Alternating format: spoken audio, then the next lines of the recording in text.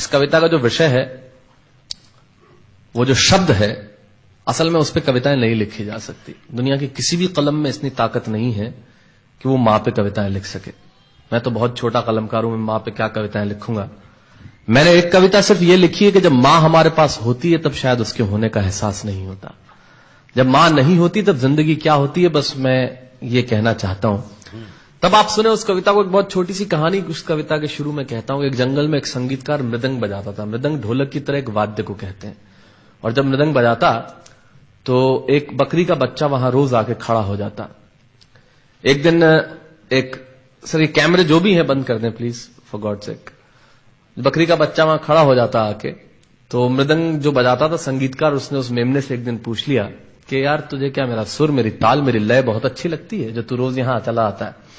वो बोला मैं नहीं जानता कि आप क्या बजाते हैं, न मुझे सुर की समझ, न ताल की समझ, न लय की समझ। मैं तो बस इतना जानता हूं कि इस ढोलक पे, इस मृदंग पे जो चमड़ा मढ़ा है वो मेरे मां के बदन से आया है। क्या बात है, बहुत अच्छे, वाह। जब उस पे थाप पड़ती है मैं आके खड़ा हो जाता हूं। बहुत अच्छे, वाह। मेरी कविता मां के न रहने पे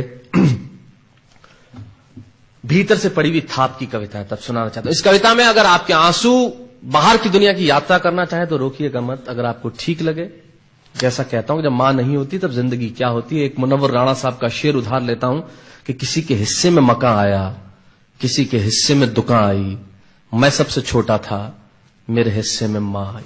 क्या बात है, वाह वाह, बहुत अच्छा। तब कहता हूं कि कल जब उठकर काम पर जा रहा था तो अचानक लगा कि कोई रोक लेगा मुझे। कल जब उठकर काम पर जा रहा था तो अचानक लगा कि कोई रोक लेगा मुझे और कहेगा खड़ा खड़ा दूध मत पी, हजम नहीं होगा। मुझे लगा कोई कहेगा खड़ा खड़ा दूध मत पी, हजम नहीं होगा। 2 घड़ी सांस ले ले, अरे इतनी ठंड और कोट भूल गया, इसे भी अपने पास ले ले। मन में सोचा मां रसोई से बोली होंगी जिसके हाथों में सना आटा होगा। अगली पंक्ति के खालीपन से जुड़े और जुड़े तो मुझे बताएं। मन में सोचा मां रसोई से बोली होंगी जिसके हाथों में सना आटा होगा, और पलट के देखा तो क्या मालूम था कि वहां सिर्फ सन्नाटा होगा। पलट के देखा तो क्या मालूम था कि वहां सिर्फ सन्नाटा होगा। अरे अब हवाएं ही तो बात करती हैं मुझसे। जब कोई नहीं होता तब अंतरिक्ष बात करता है, निर्वात बात करता है, वैक्यूम बात करता है। तब कहता हूं अरे अब हवाएं ही तो बात करती है मुझसे।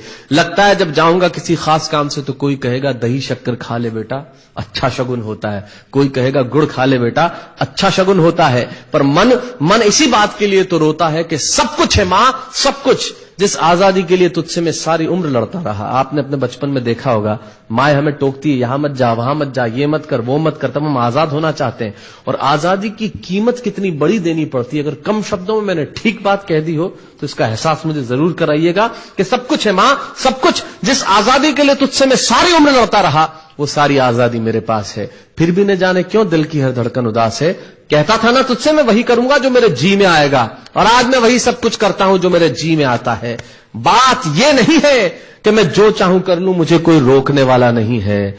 बात है तो इतनी सी कि सुबह देर से उठूं ना तो कोई टोकने वाला नहीं है। बहुत अच्छे, वाह वाह, बहुत अच्छे, वाह वाह वाह वाह। बात है तो इतनी सी कि सुबह देर से उठूं ना तो कोई टोकने वाला नहीं है। रात को देर से लौटूं तो कौन नाराज होगा भला, कौन कहेगा बार बार कि अब कहां चला। आप ही के जिंदगी के कुछ दृश्य चुराता हूं और आप ही को सौंपता हूं। रात को देर से लौटूं तो कौन नाराज होगा भला, कौन कहेगा बार बार कि अब कहां चला। दोस्तों के साथ घूमने पर उल्हाने कौन देगा, मेरे वो तमाम झूठे बहाने कौन देगा। सच कहा साहब, गम की चोटें जख्मों पे फौलाद से ज्यादा क्या होगी, और मां की दौलत दुनिया में औलाद से ज्यादा क्या होगी। तब कहना चाहता हूं कि रात को देर से लौटूं तो कौन नाराज होगा भला, कौन कहेगा बार बार कि अब कहां चला। दोस्तों के साथ घूमने पर उल्हाने कौन देगा, मेरे वो तमाम झूठे बहाने कौन देगा। कौन कहेगा कि इस उम्र में क्यों परेशान करता है। हाय राम, ये लड़का क्यों नहीं सुधरता है। पैसे कहां खर्च हो जाते हैं तेरे, क्यों नहीं बताता है। सारा दिन मुझे सताता है, रात को देर से आता है, खाना गर्म करने को जागती रहूं, खिलाने को तेरे पीछे भागती रहूं, बहाती रहूं आंसू तेरे लिए। कभी कुछ सोचा है मेरे लिए। खैर मेरा तो क्या होना है और क्या हुआ है, इस बुढ़िया का तो क्या होना है और क्या हुआ है। तू खुश रह लेना यही दुआ है, और आज तमाम खुशियां ही खुशियां। जीवन में जो सर्वश्रेष्ठ एक पंक्ति जो ईश्वर ने मुझे सौंपी वो मैं आपको सौंपता हूं। कहीं कोई कविता नहीं है, एक बहुत सामान्य सी बात जो बहुत सामान्य ढंग से मैं कह रहा हूं, लेकिन गेट सेट गो जो मैंने किताब लिखी, शायद हिंदुस्तान के पिछले 3 सालों में सबसे ज्यादा बिकने वाली किताब वो रही। 14 भाषाओं में उसका अनुवाद हुआ।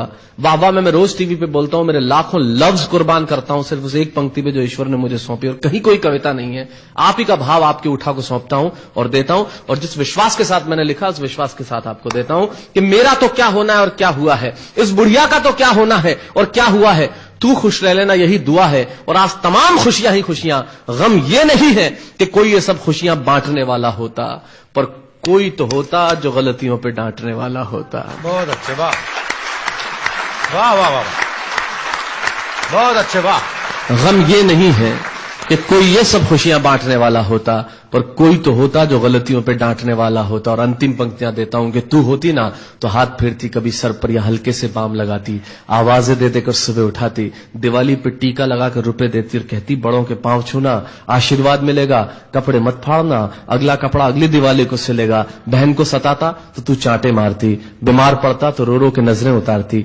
परीक्षा से आते ही खाना खिलाती, पिता की डांट का डर दिखाती, फिर पिता की डांट से तू ही बचाती, इसे नौकरी मिल जाए, ये तरक्की करे, दुआओं में हाथ उठाती, और तरक्की के लिए वतन छोड़ देगा, ये सुन के दरवाजे के पीछे चुपके चुपके आंसू बहाती।